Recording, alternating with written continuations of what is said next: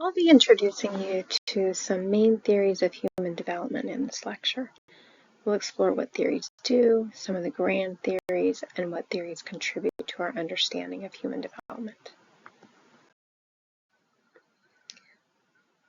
Begin by exploring what theories do for us. Developmental theories give us a systematic statement of principles and generalizations that provide a coherent framework for our understanding of how and why people change and develop as they grow older.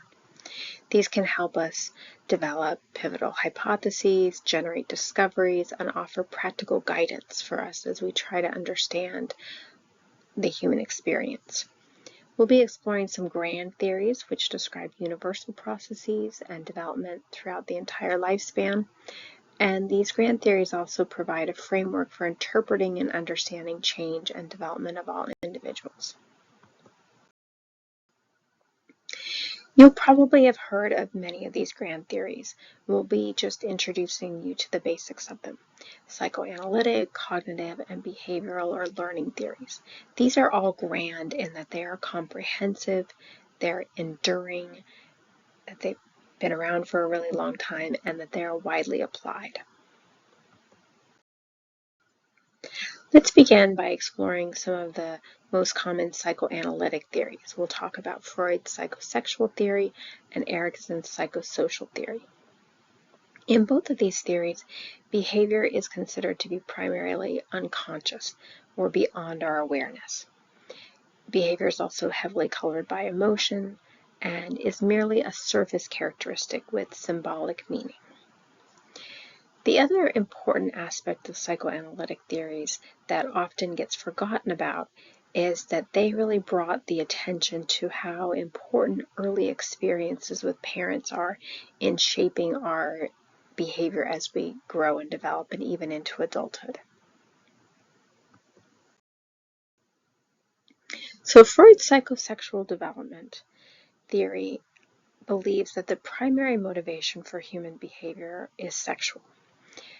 Sigmund Freud was an Austrian physician specializing in neurology. He developed ideas about psychoanalytic theory from work with mental patients. And he considered many of the problems that adults experience to be the result of experiences that they had in their early life. His theory includes 5 stages, which we'll explore in a moment, and each stage focused on a part of the body for experiencing pleasure. He believed that the resolution of conflicts that we experience through these 5 stages determined adult personality. So here are his 5 stages. The oral stage, which he believed occurred from birth to about 18 months old. And for each of these, as I mentioned, there is a focus on a body part. So for the oral stage, the focus on the mouth. If you think about infants, pleasure often centers around sucking on a pacifier or biting if they were teething or just exploring the world through their mouth. So that would be why he chose that.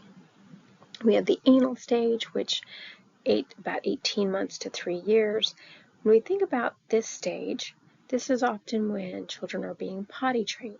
So they get a sense of pleasure and self-fulfillment in being able to accomplish these things by themselves. Example of, potty training, right? We also have the phallic stage. This is from 3 to 6 years old. The latency stage is from about 6 years old to puberty. During the latency stage, the idea is that sexual interest is repressed. And so he often talked about in the phallic stage, young kids are learning about their body, right? So 3 to 6, they're learning about their bodies, they're exploring their genitals, or even realizing that boys and girls have different genitals. But then when we get to this latency stage, sexual interest is repressed, and children are really focusing their energy on developing social skills and intellectual skills, and it's not until the genital stage, which occurs from puberty onward, that we have this sexual reawakening. and the sense of pleasure is going to be focused on someone else that they are interested in sexually or romantically. We often hear about Freud's three structures of the personality, the id, ego, and the superego, where he distinguishes between these three as thinking of the id as our instincts, our unconscious, not really have any contact with reality, and no morality. So the id kind of is just going based on what it wants. Where our ego, a little bit of a mediator, right? So this is our, the executive branch deals with the demands of reality. We consider it to be the executive branch of personality, and it's really using reasoning to make decisions. The superego is the one of the three structures of personality that has this morality, the sense of what is right or wrong. Freud would consider this to be our conscience. Fun fact for you, Erik Erikson, which we'll be talking about in a moment, studied under Anna Freud, which was Sigmund Freud's daughter. So you could see little glimpses as you dig deeper into the two theories about how they are related.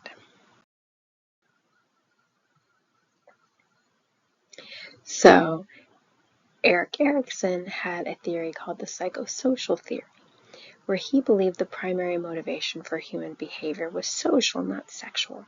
He had 8 stages and 8 developmental tasks for each stage. We'll see this is more of a lifespan development theory because it continues to have important aspects that are happening throughout adulthood. Erikson believed that there were crises or turning points of increased vulnerability and enhanced potential that happened throughout our life course, and the resolution of these conflicts would depend and determine development. So here are his 8 stages. You can read more about them in the book, and you'll see that they begin in infancy, but then they continue all the way to late adulthood. So there's a different stage and a different task that they need to be focused on, different crises that they're dealing with at each stage of the life course. Piaget is another important theorist, and he has a cognitive development theory that we'll be using throughout the textbook. So he believed that children were not these passive beings, but instead they actively constructed their understanding of the world. Jean Piaget lived from 1896 to 1980. He was a Swiss psychologist, and he observed his own children to develop his theory. And he really changed our thinking about the way children's mind develop. Within his theory, he believed in 2 different processes that underlie development. He talked about organization, how we organize the information that we have and that we obtain from the world, and then adaptation. For adaptation, we'll talk about assimilation and accommodation in a moment and the differences between the 2 of these. He had 4 stages of cognitive development. So you'll see, as we're thinking about these, they're Erikson, Freud, Piaget, these are all stages, right? They all have stages, and we'll talk about some theories that are different and aren't stage theories. So for Piaget's cognitive theory, he believed in this idea of cognitive equilibrium, a state of mental balance. And if threatened, he believed that our predisposition was to try to achieve that balance again. So if we got information from the world that was different than what we already believed to be true, we want to try to achieve this mental balance again. We want to try to make things make sense. And so there are 2 processes for how we do that, for how we adapt to new information coming in that doesn't fit with what we already know. Assimilation, which is incorporating new information into our existing knowledge schema, and accommodation, adjusting what we believe, what our existing knowledge schema is to this new information. Piaget has 4 stages: sensory motor stage, this is from 0 to 2 years old, the pre-operational stage, 2 to 6, concrete operational stage, 6 to 11, and formal operational stage, 12 years old and older. And we'll be learning more about these as we go through each of the stages. So as I mentioned, these are all stage theories, and stage theories have certain things in common. So they believe in qualitative change from one stage to another, meaning that there are different things. We're not just doing the same thing but faster. We're thinking in a different way. We're focused on a different task, a different crises.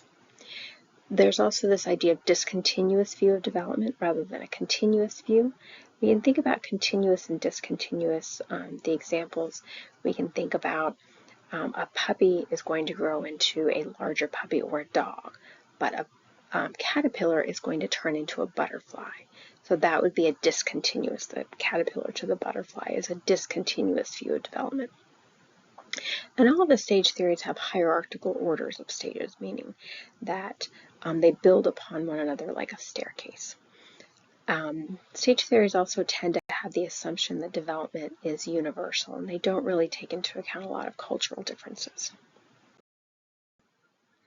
Now, there are theories that we have that are not stage theories. Behaviorism and learning theories are examples. So classical and operant conditioning, and social learning theory.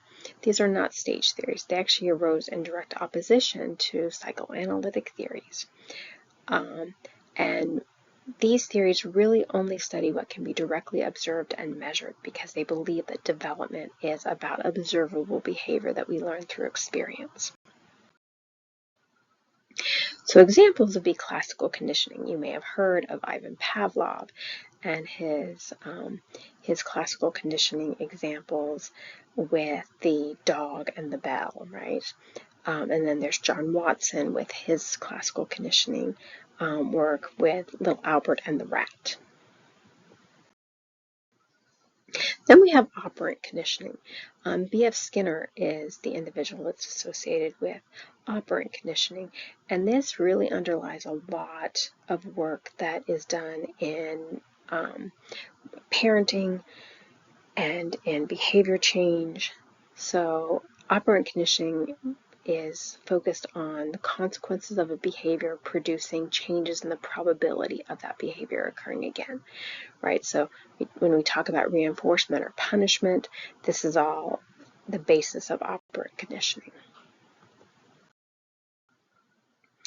Albert Bandura has a theory called social learning theory, and this is an extension of behaviorism that emphasizes the influence that other people have on a person's behavior. He brought up this idea of observational learning, that we don't have to experience the reinforcement or the punishment ourselves. We can actually learn just from watching others, right? So we could have a brother or sister who got in trouble for doing something, and we can realize, ooh, maybe I'm not going to get caught doing that because I don't want to get punished for it as well. Or maybe my classmate is getting praised for doing something, so I can learn that I want to do that as well.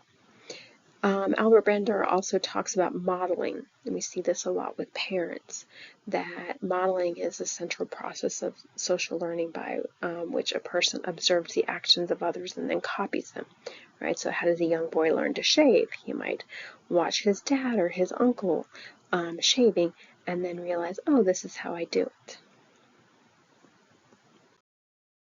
So when we think about these theories that I've briefly introduced you to, these are grand theories, and these theories really help contribute to our understanding of human development. Psychoanalytic theories have made us aware of the importance of early childhood experiences, of family relationships, and of the unconscious. Behavioral theories have shown us the effect of immediate environment on learning. And cognitive theories show us how intellectual processes and thinking affect behaviors and actions.